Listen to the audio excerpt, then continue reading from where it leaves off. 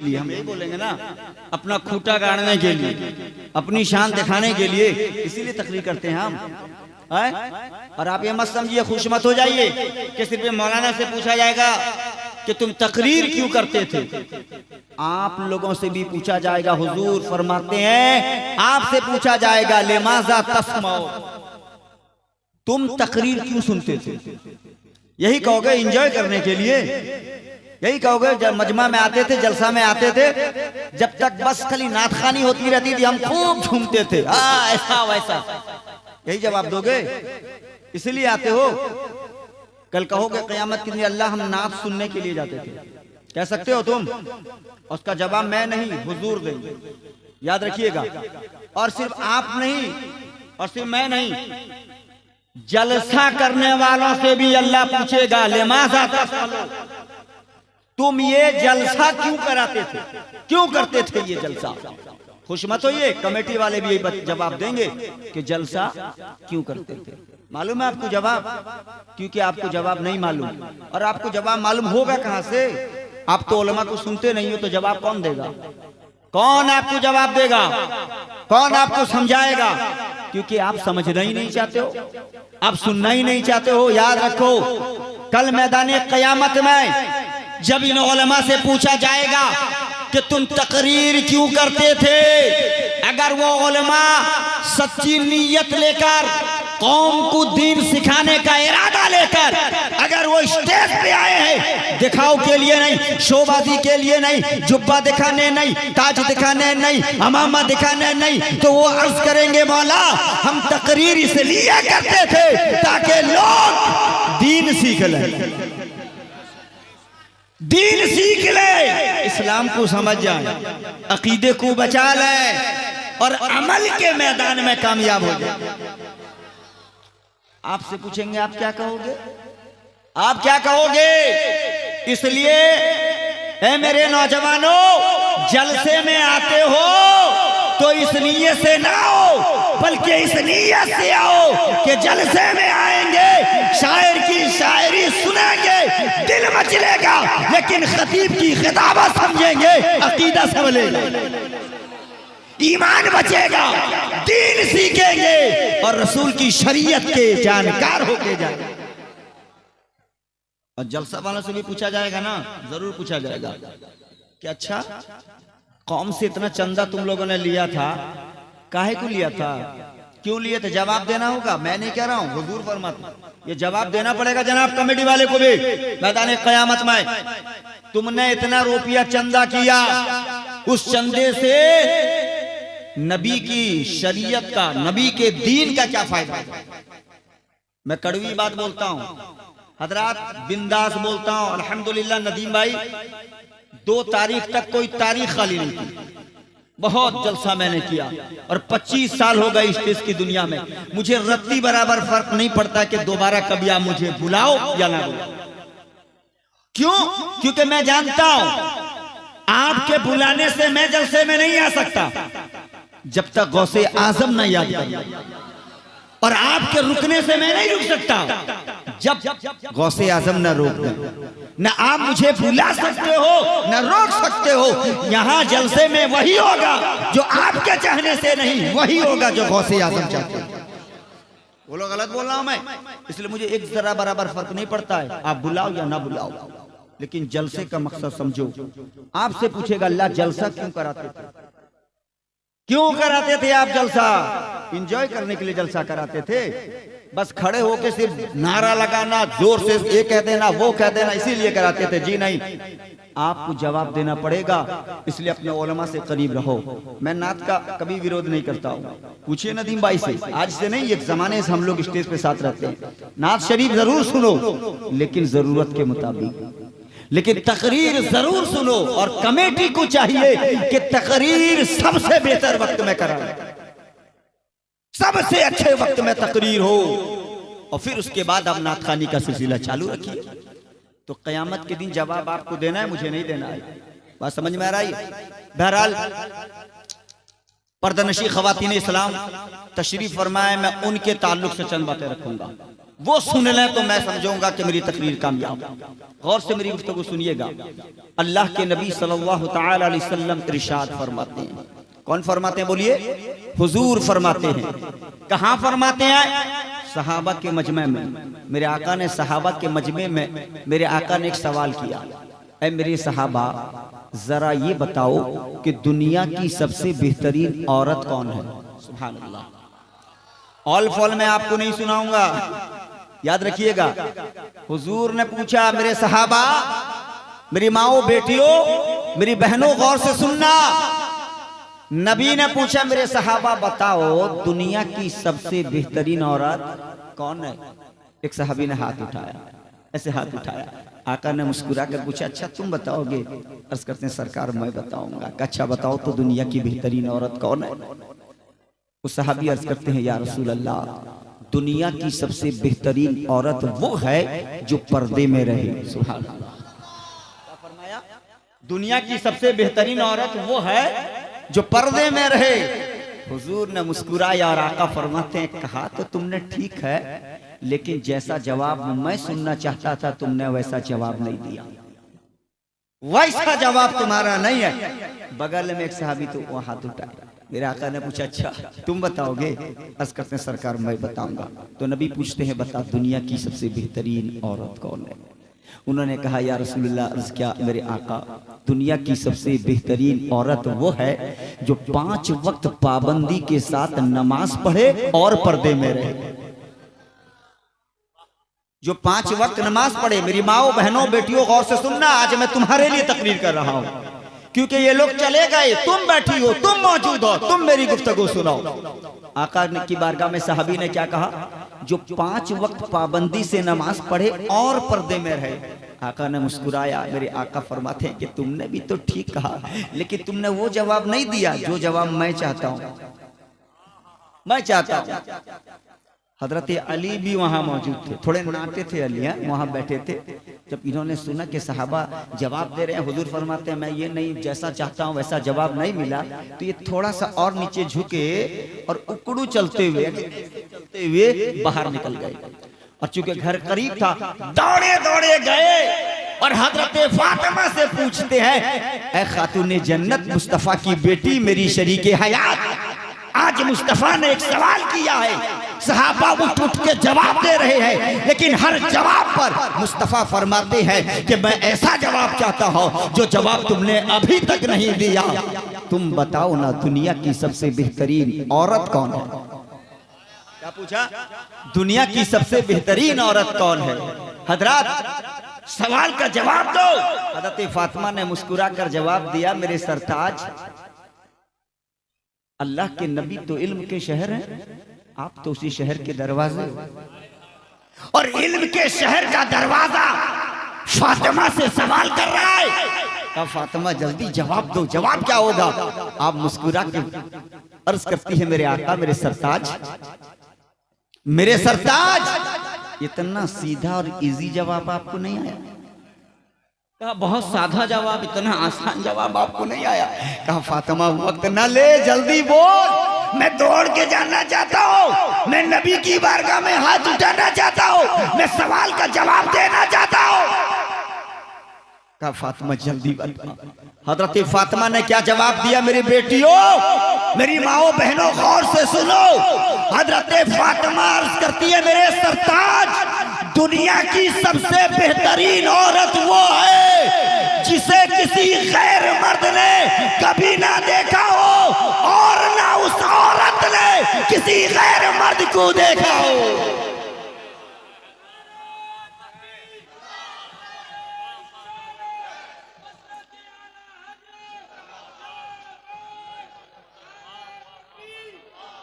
बात समझ में आ रही है? मैं एक मिजाज लेकर आया था कि कुछ आज पैगाम देता, लेकिन हजरात अफसोस, मेरी कौम पैगाम सुनना नहीं चाहती है। रोना आता है कभी कभी। जानते हैं, कभी कभी हम लोग बैठ के सोचते हैं इस बात पर, यार क्या दौर आ गया, हम कहाँ थे कहाँ आ गए भाई। तो क्या कहा फातिमा ने कि दुनिया की सबसे बेहतरीन औरत वो है जिसे कभी किसी गैर मर्द ने ना देखा हो और ना ही उस औरत ने कभी किसी गैर मर्द को देखा हो।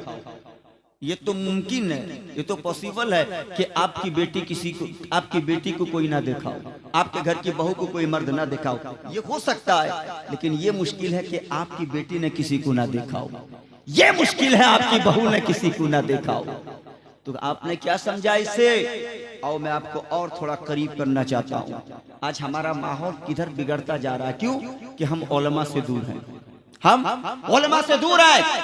और नतीजा क्या हुआ कि आज अच्छा मैसेज लोगों के दरमियान पहुंच न सका, अच्छी बातें लोग सुन न सके, लोग दूरियां अख्तियार करने लगे। हजरात, आज हमारा मामला क्या है? हमारी बेटी है, हाथ में हमने मोबाइल दे दिया, नहीं दे देते? हमारी बेटी है, मास्टर आया ट्यूशन पढ़ा रहा है बंद कमरे में। हमारी बेटी है, ड्राइवर के साथ गई है मार्केटिंग करने के लिए। मुझे बताओ, क्या इस्लाम इसकी इजाजत देता है? हजरात याद रखिएगा, एक बात बताता हूं। हजरत जुनैद बगदादी की बारगाह में एक शख्स आया। किसकी बारगाह में? किसकी बारगाह में? बोलो। हजरत जुनैद बगदादी की बारगाह में। अब बात करने लगा तो हजरत जुनैद बगदादी ने पूछा, अरे तुम्हारी बच्ची की तबीयत ठीक है? कैसी है तुम्हारी बच्ची? कहा हुजूर बच्ची तो मेरी बड़ी हो गई। कहा माशाल्लाह। कहा घर पे है? कहा हुजूर वो बाजार गई है। क्या कहा? कहा किसके साथ गई? तुम तो यहाँ हो। कहा हुजूर वो फलाने के साथ गई है। कहा अच्छा, वो तो गैर मर्द है। कहा हुजूर मुझे उस पर भरोसा है। क्या कहा? हुजूर मुझे उस पर भरोसा है और मुझे अपनी बेटी पे ठोस एतमाद है। आपने फरमाया तू फासिक है, तू फाजिर है, तू जालिम है, तू मुजरिम है। ऐसा कह रहे हैं हजरत जुनैद बगदादी, तो मुजरिम है। कहा फिर से बोल, तुझे बेटी पे भरोसा है? और पूछा बता, क्या तेरे घर की औरतें मुस्तफा के घर की औरतों से अफजल है? क्या तेरी बेटियां नबी की बेटियों से बेहतर है? कहा नहीं। कहा तो सुन, हुजूर तशरीफ फरमाए। हुजूर की 3 बीवी हुजूर के बगल में बैठी हैं। एक का नाम अभी मेरे जहन से निकल रहा है, 2 का नाम बता देता हूं हदीस में। 2 बीवी हुजूर, 3 बीवी हैं। एक तरफ आयशा बैठी है, एक तरफ हजरत सौदा बैठी है, और एक बीवी भी हुजूर की तशरीफ फरमाए। इतने में एक सहाबी आए जिनका नाम है उम्मे मक्तूम। हदीस में ये नाबीना थे, आंख को दिखता उगता नहीं था, और ये लाठी ठक ठक ठक ठक करके हुजूर के कमरे के अंदर आने लगे। जब हुजूर ने उन्हें दूर से देखा तो मेरे आका मुस्कुराने लगे, और ये जब करीब जाने लगे तो मेरे नबी ने हजरत आयशा और सौदा और एक जो बीवी थी उनसे कहा, अंदर जाओ, अंदर जाओ। और ये बात कौन सुना रहा है? जुनैद बगदादी सुना रहे हैं। किसको? उस शख्स को जिसकी बेटी बाहर गई थी, जिसके जवाब में आपने कहा था कि तेरी घर की औरतें नबी के घर की औरतों से बेहतर हैं। और ये हदीस उन्होंने सुनाई। किसने? जुनैद बगदादी ने। किसको? उस शख्स को। कहा बैठी थी। जब वो आए हुजूर ने कहा आयशा अंदर जाओ। आयशा ने मुस्कुरा कर अर्ज किया, सरकार अंदर क्यों जाएं? क्या कहा? हुजूर हम अंदर क्यों जाएं? कहा देखती नहीं है उम्मे मक्तूम आ रहे हैं। कहा हुजूर आप कैसी बात कर रहे हैं मेरे सरकार, मेरे आका, हम अंदर क्यों जाएं? उम्मे मक्तूम तो नाबीना है, ये तो हमें देख नहीं सकते, ये हमें देख नहीं सकते, या रसूल अल्लाह हम अंदर क्यों जाएं? तो नबी फरमाते हैं आयशा उम्मे मक्तूम नाबीना है, क्या तुम नाबीना हो? सौदा उम्मे मक्तूम अंधे हैं, क्या तुम अंधी हो? तो इससे आपने क्या समझा? गोया मुस्तफा ने ये बता दिया कि जिस तरह एक गैर मर्द का एक औरत को देखना गुनाह है, उसी तरह एक औरत का किसी मर्द को देखना गुनाह है। इस्लाम इसकी इजाजत, बोलो इस्लाम इसकी इजाजत नहीं देता। अब करीब आओ जरा, आधे घंटे में मैं बहुत अच्छी बातें आपको बताऊंगा, आप याद रखेंगे इंशाअल्लाह इंशाअल्लाह। अब हजरत जुनैद बगदादी फरमाते हैं, बता तेरे घर की औरतें और मुस्तफा की कहा? हुजूर की अज़वाजे मुतहहरात जिन्हें हम उम्महातुल मोमिनीन कहते हैं, उनकी शान निराली। और फिर आगे हजरत जुनैद बगदादी से किसी ने पूछा कि हुजूर ये बताइए कोई औरत ऐसी हो जो बहुत नेक हो। क्या हो भाई? क्या हो? बहुत नेक हो, और कोई मर्द ऐसा हो जो मुकम्मल शरीयत का पाबंद हो, और उसकी नेकियों का ये आलम कि कभी उसने कोई नमाज़े नफल ना छोड़ा।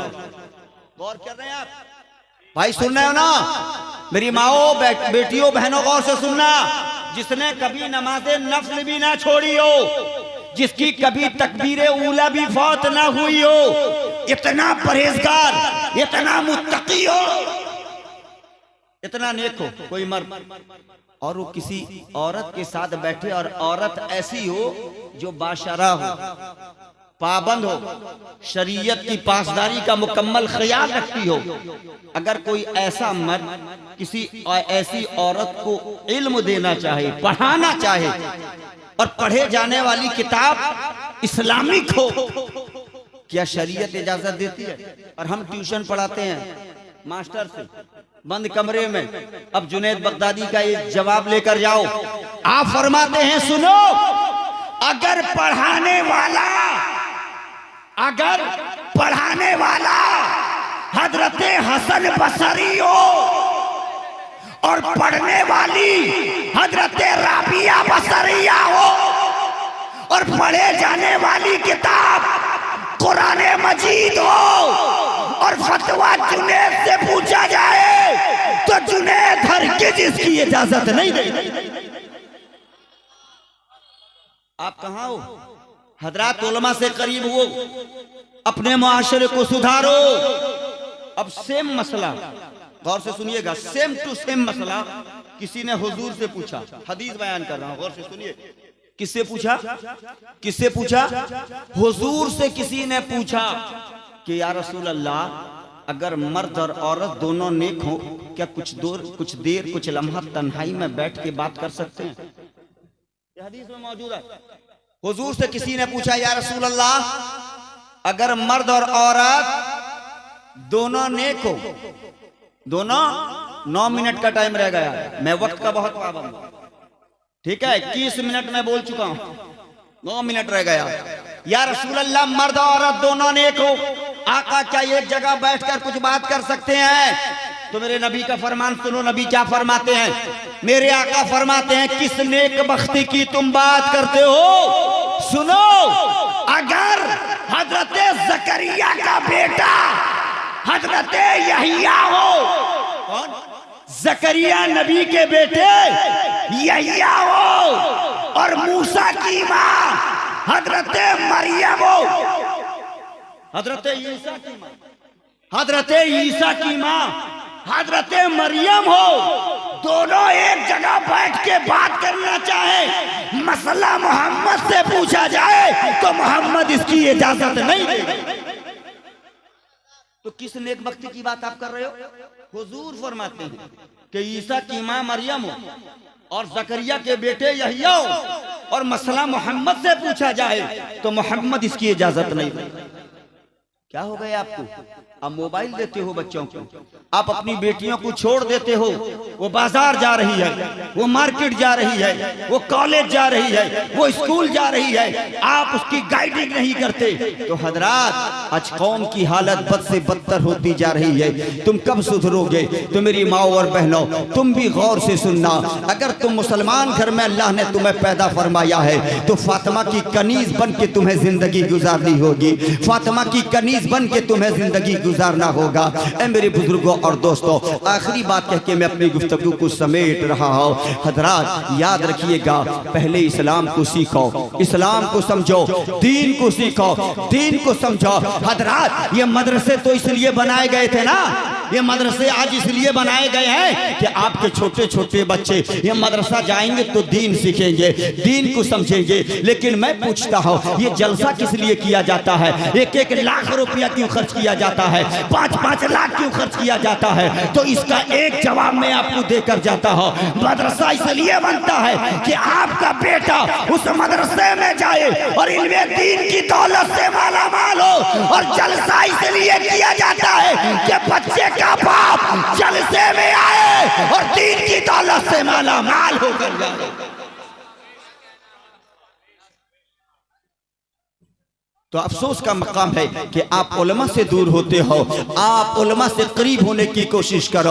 और याद रखना, हर कामयाब मर्द के पीछे किसी औरत का हाथ है। और मैं आपको बताता चलो, 2 से 3 मिनट का मेरा वक्त है, मैं इसी में आपको बहुत सारी बातें अल्हम्दुलिल्लाह मैं बता सकता हूँ। गौर से सुनिएगा, 6 मिनट का वक्त है, 6 मिनट में मैं 3 बातें आपके सामने रखूंगा।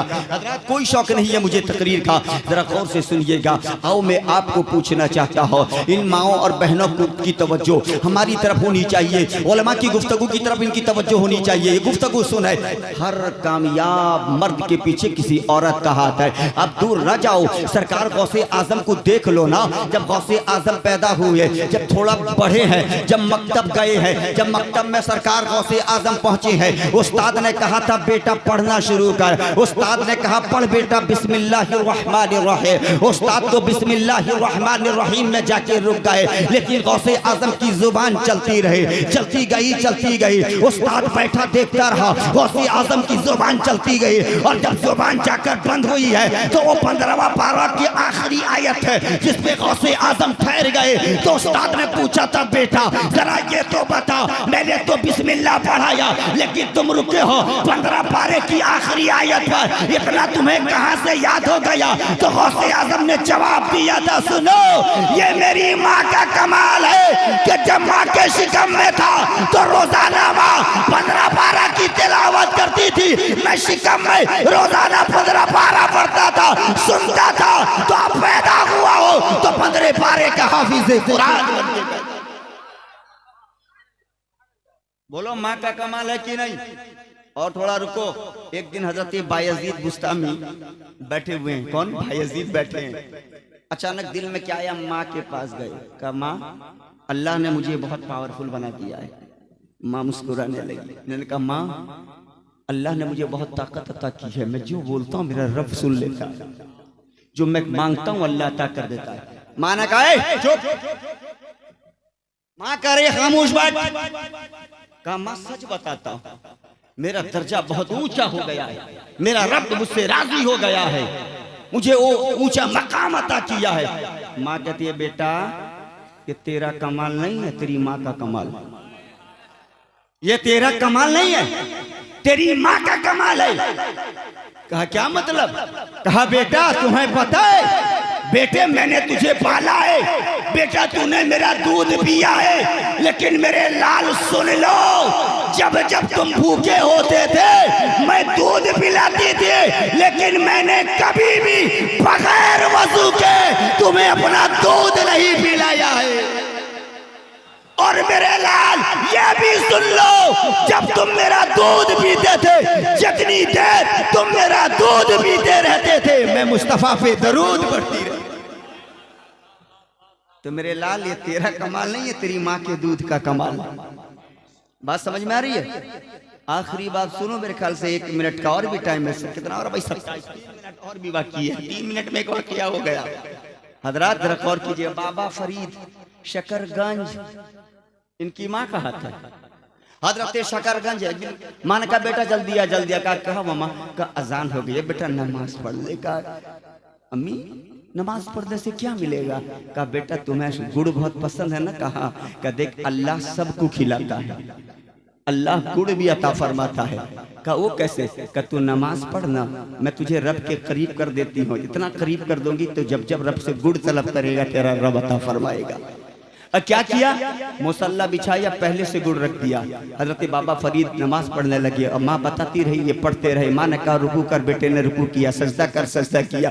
माँ इबादत का तरीका बाहर से बताती रही, बच्चा छोटा है, नमाज फर्ज नहीं है, उस पर अभी नाबालिग है बच्चा, लेकिन माँ मुसल्ले की आदत करा रही है, सजदे की आदत, रुकू की आदत। ए मेरी माओ बेटियों बहनों, तुम भी अपने बच्चों को सजदे की आदत, रुकू का तरीका अपने बच्चों को सिखाया करो। बाबा फरीद की माँ सिखाती गई, सीखते गए। और होता था कि पहले वो वजू करना बताती थी। जब बाबा फरीद वजू करते थे, माँ चुपके से छुपा के मुसल्ले के नीचे गुड़ रख देती थी। बोलो आपने वाकया सुना? मैं वाकया बिल्कुल नहीं सुनाना चाहता हूँ, इससे एक पैगाम देना चाहता हूँ। ऐसे ही रोजाना करती थी। जब बाबा नमाज पढ़ के उठते थे, कहते माँ गुड़ का तेरे रब ने दिया है। कहा कहाँ है? कहा देख जहाँ तुमने सजदा किया तेरे रब ने अता किया, वहाँ गुड़ है, वहाँ तलाश कर ले। जब जब मुसल्ला पलटाते तो एक एक पुड़िया मिलती, खाते बड़े खुश होते, कहते मेरे रब कितना बड़ा करीम है, मैं तेरे आगे झुकता हूँ तो मुझे गुड़ खिलाता है।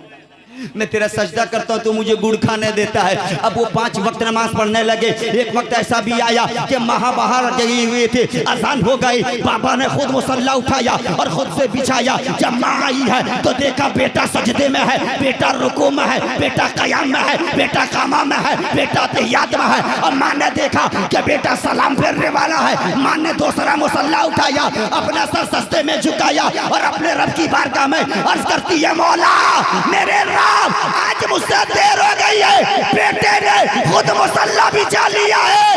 ए मेरे मौला, एक माँ की दुआ है, अपने बेटे को मुसल्ले तक लाना ये माँ का काम था, आगे बढ़ाना रब तेरा काम है। और याद रखना, जब माँ नेक हो तो बेटा मुजाहिदे मिल्लत पैदा होता है। माँ नेक हो बेटा अहमद रजा पैदा होता है। माँ नेक हो बेटा गरीब नवाज पैदा होता है। और माँ नेक हो तो बेटा गौसे आजम पैदा होता है। वाह खुदा वाना।